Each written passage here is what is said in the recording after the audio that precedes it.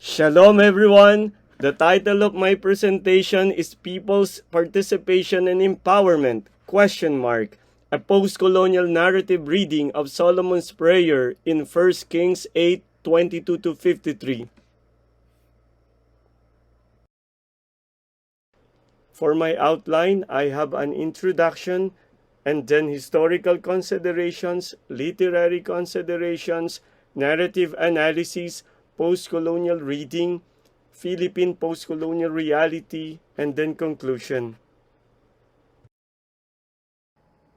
For our introduction, ancient Israel's history is characterized by political instability. Historically, ancient Israel was dominated by several foreign powers. Such domination were recounted in Deuteronomistic History, particularly in the Book of Kings. However, there were also attempts to resist foreign powers, such as in the case of King Josiah of Judah, when he implemented the Deuteronomistic reform, which aimed to centralize the cult with the flagship one God, one place of worship, one king, and one people. All the people of Judah seemed to participate in this reform, as recounted in 2 Kings 23, 1-3. 1 Kings 8:22-53 appears central in the books of Kings and in the Deuteronomistic history. Solomon's prayer of dedication indicates an authorial strategy that supports the Deuteronomistic project, which is the consolidation of the royal power. Solomon's prayer of dedication shows an expansion of its supplication, according to Knoppers, from king to people to king and people. It seems to convey the message that the people must adopt Solomon's prayer as their own. Could this inclusion of the people as supplicants in the prayer of dedication mean to reflect a genuine participation through which the people are truly empowered? If so, to what extent? For our historical considerations, standing with open hands is suggestive of an earlier date. Kneeling position reflects a later custom. The mentioning of the altar is reflective of the priestly status of the king, which is basically pre-exilic. Verses 33-34 and 46-51, according to Lafay, were later additions to the original prayer, showing an exilic condition. The openness to foreigners also reflects the exilic condition. Verses 44-53 are reflective of the exile, depicting defeat and deportation. Solomon's prayer of dedication, therefore, is composite in character and is reflective of the two major reductions of the Deuteronomistic history done in the time of Josiah and in the time of the exile. For our second part, literary considerations. First of the items, voice of the character and of the narrator. 1 Kings 8:22-53 generally appears to be Solomon's monologue. However, the voice of the narrator in verse 22 sets up the tone and mood of the prayer of dedication. The narrator's voice, as the literary critics would say, reveals the narrator's choice.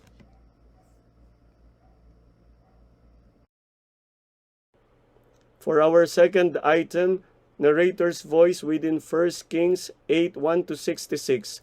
The narrator's voice is heard in verses 1-11. The opening verse, verse 1, recounts the gathering of the elders, heads of the tribes, the leaders of the ancestral houses of the Israelites before King Solomon. It is only in verse 2 that the narrator would mention the phrase, all the people, as assembled to King Solomon.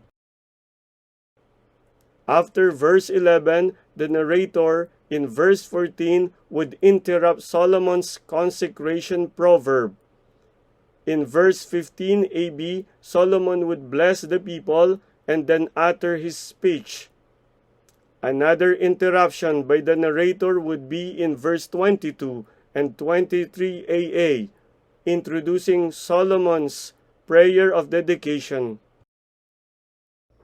In verses 54 to 55, the narrator would interrupt Solomon's prayer, recounting Solomon's stance while introducing his blessing upon the people. The voice of the narrator again disappeared to give way to Solomon's blessing. The narrator's voice took over in verses 62 to 66 to end the unit. For our third item, literary structure. The chiastic structure of 1 Kings 8, 1-66 is widely accepted.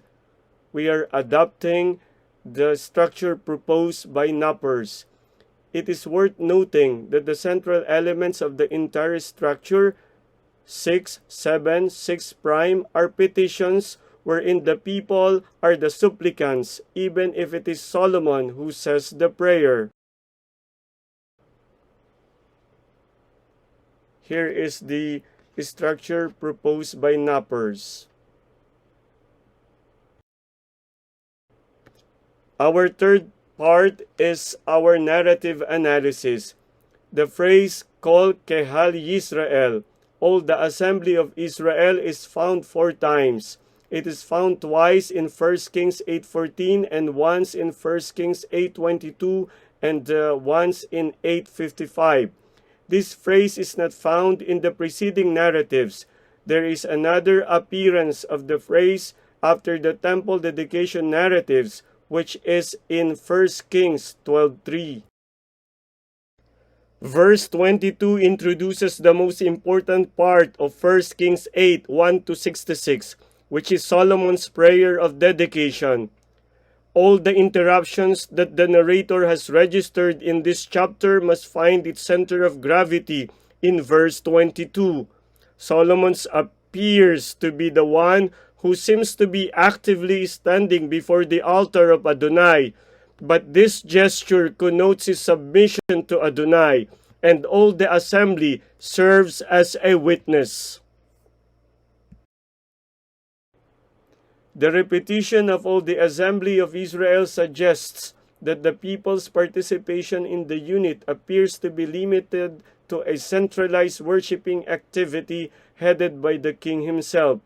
Their active participation in the political square seemed to disappear. The unit ends with the message that it is the empowered people who, when given the chance to participate, could impart blessing even upon the king of a highly centralized government. During Solomon's reign, the occasion for the voice of the people to be heard and to participate in political exercises had slowly faded. In the time of his successor, the voice of the people was silenced.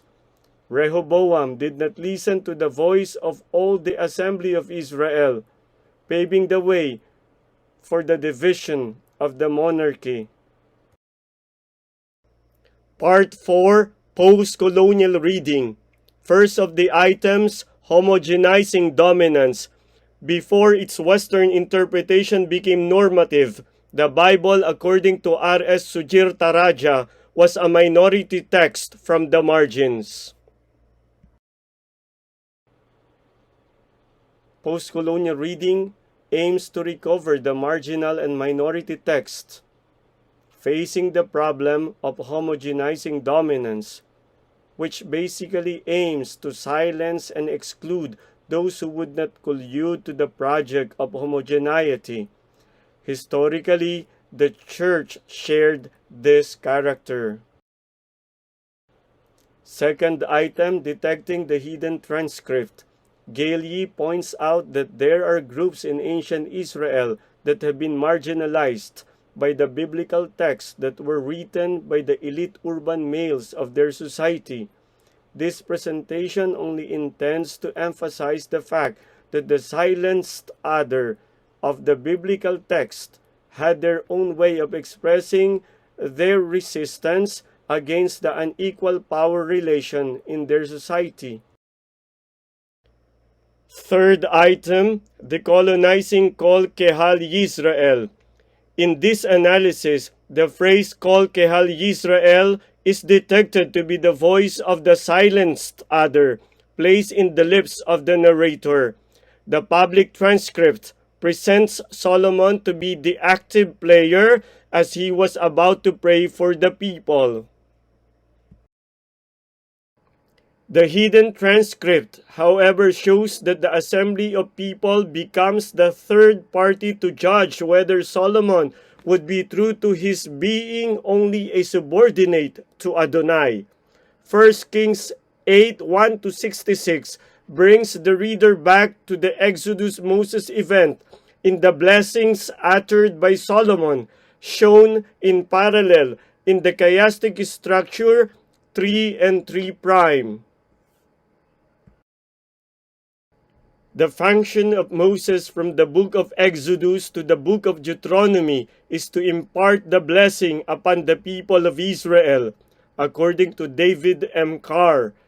What could be more interesting in 1 Kings 8:1-66 is that in the end of the narrative unit, when all the blessings of Solomon endowed and his prayers said, the people as an assembly would be the ones to bless Solomon.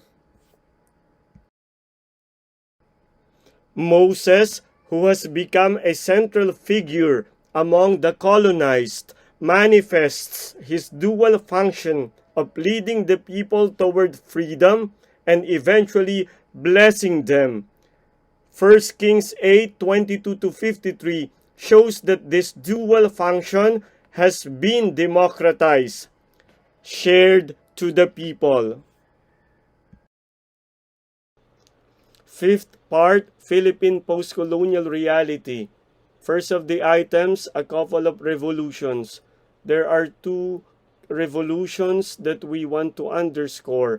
First is against a colonial regime, that is the Spanish colonial power, and second is against a local dictatorship during the years of martial law. The 1898 revolution marks the end of the 333 years of Spanish colonization, officially through the signing of the Treaty of Paris. This is what one might consider to be the birth of the Philippine national consciousness. With regard to Catholic Church, the kind of Christianity that first came to the archipelago in 1521 was the Spanish Catholicism. From 1898 to 1902, the period of transition of the Philippines from one colonial power, Spanish regime, to another, American regime, the Catholic Church in the country also faced some major difficulties. These difficulties were brought about by several interrelated factors: the anti-prior sentiments, the establishment of the Philippine Independent Church, and the coming in of Protestantism. The Vatican had responded immediately and took advantage of the situation that is characterized by liberty, of which one of the results was the increase of the native priests. The 1986 EDSA Revolution. 1986 people power ended the 21-year regime of Marcos. Historians single out three major factors contributing to this revolution. The first factor is the massive political education. The second is the rise of the reformist group in the armed forces. The third is the intervention of the Catholic Church. Throughout the 21-year regime of Marcos, the Catholic Church appeared to be silent, at least the mainstream. In 1986 EDSA Revolution, the Catholic Church played an important role. There are two things that can be learned from the two Philippine revolutions discussed above.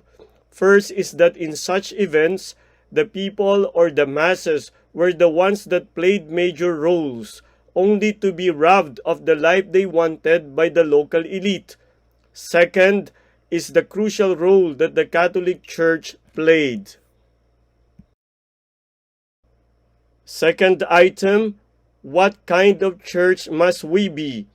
PCP2 poses this question, challenging the local church in the Philippines to be a church of communion, participation, community in mission, and a church of the poor. And finally, for our conclusion, the text of 1 Kings 8:22-53 within 1 Kings 8:1-66, the challenges of its postcolonial reading, and the historical and present postcolonial context of the Philippines point to the capacity of the Philippine Church to be a catalyst of social transformation by promoting participation through people's genuine empowerment. This postcolonial narrative reading of 1 Kings 8:22-53 within 1 Kings 8:1-66 theologically asserts that the true blessings are attained when the people are empowered and are given the chance to participate actively both in their religious and political life. Thank you. Shalom.